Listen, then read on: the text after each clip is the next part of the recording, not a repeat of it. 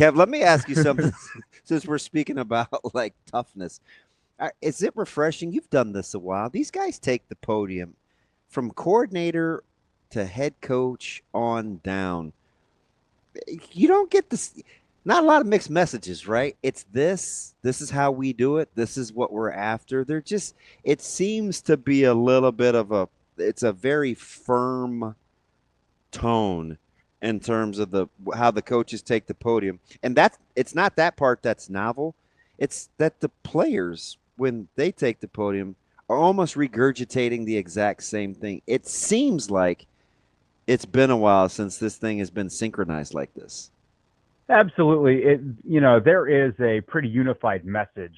And one of the unique things about fall camp here, guys, is not only are we getting the message from the head coach, the coordinators, the assistant coaches, and the players, in season, we don't hear from the assistant coaches. Very rarely do we, outside of the coordinators.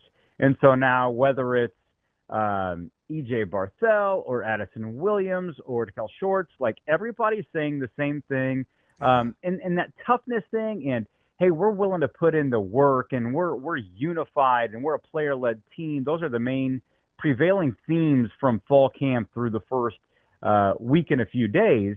That's a message that's not just preached in the meeting room, and it's not just preached, in the position group film session. It is consistent, everything that they're doing, because it's hard to pick up on something and really have it a part of your DNA. If it's, just kind of a little here and there, you can tell, like, it's coming from the top down, of course. It's starting with Matt Rhule, and he's always said that he wants a team that is tough and physical and can, execute when the chips are down. And I think that's like, if you were to ask Matt, like, what's the number one thing that you want out of fall camp? It's not about, being able to complete a 3rd and 3 pass.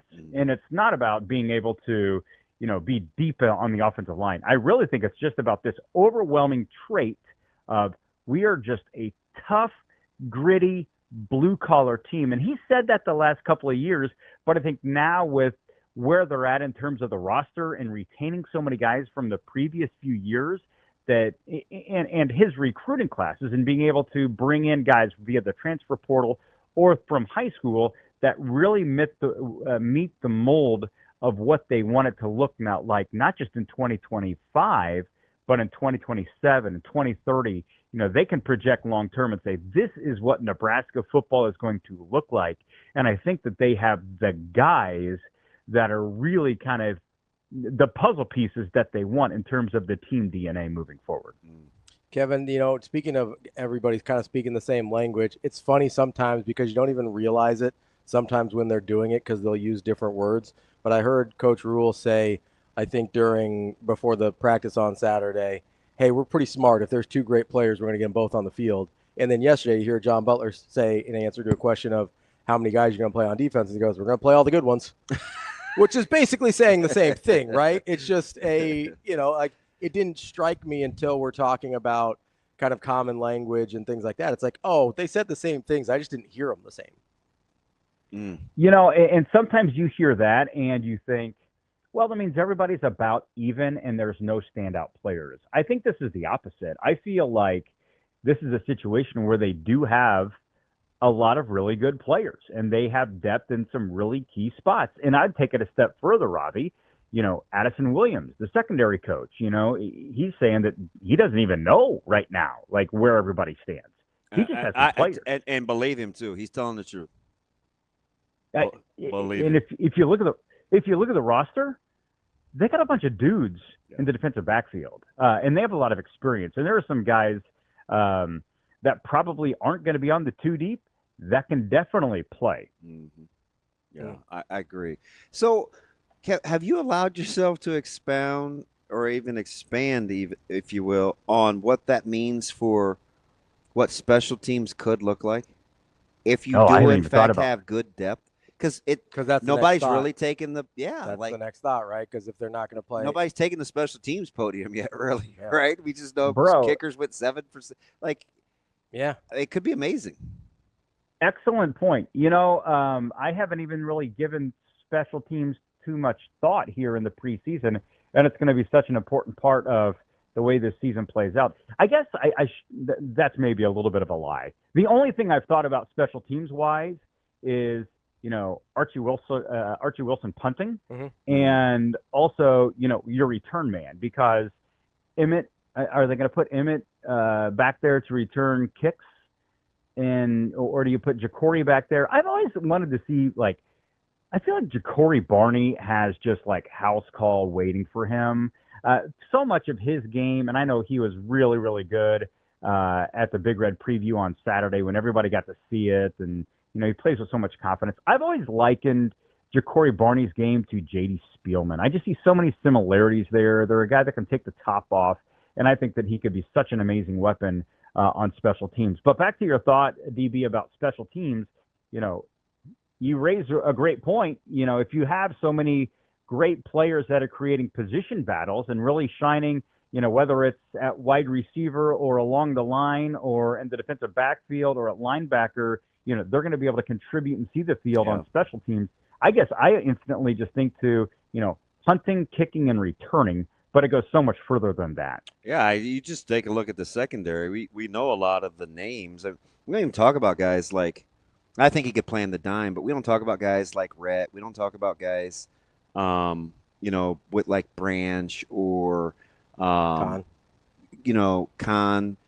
You've got Trent, you've got Bauer, you've got Wright, you've got Bullock, you've got McCullough, you've got Noonan, you've got Stenger, you've got you have a lot of options of guys that can't play all the time, every down, that you think could be pretty good. I mean, how much do you want Amari Sanders sitting around? You know what I mean? Guy could be pretty good at some point. You probably ought to use that guy somewhere, don't you think? Yeah, and inevitably there's going to be a few injuries throughout the course of the season. So this all lends itself to just being able to navigate the season better, because when somebody gets nicked up or somebody goes down, the old next man up mentality for Nebraska, given what we're learning in fall camp, the drop off shouldn't be too significant. And the other thing you have to keep in mind with special teams and some of the guys that you just listed in the defensive backfield is you got to keep these guys on the field. You got to keep them happy, because in 2025, if there's a guy like Amari Sanders that, if he's not playing much in the defensive backfield, you got to get him on the field in special teams, because if he spends the year on the sideline, he's probably not back in Nebraska the following season. So it's just a means in which it's trying to keep everybody happy, get him experience. And who knows, one of those guys, maybe you put on special teams, you give them a role, and they just exceed every expectation placed upon them by themselves and by the coaching staff. And now you start to think, hey, we're going to make sure that you're getting on the field and you're going to be a part of that dime package, or you're going to be a part of, a third down defense situation that we just need you to play. Because look at Donovan Jones last year in the Pinstripe Bowl. Donovan Jones comes out and takes the field at Yankee Stadium and plays out of his mind. And now when the coaches are talking about him as they're, going through fall camp and they're name dropping, Donovan Jones, the fans, the media, everybody who saw it in that one game goes, yeah, kid can play. And he's going to be on the field a lot this year. That's our guy, Kevin Sjuts, 1011 News in Lincoln. Kevin, appreciate the time. As always, we'll talk to you again soon. All right, boys, stay dry. Thanks, Kevin.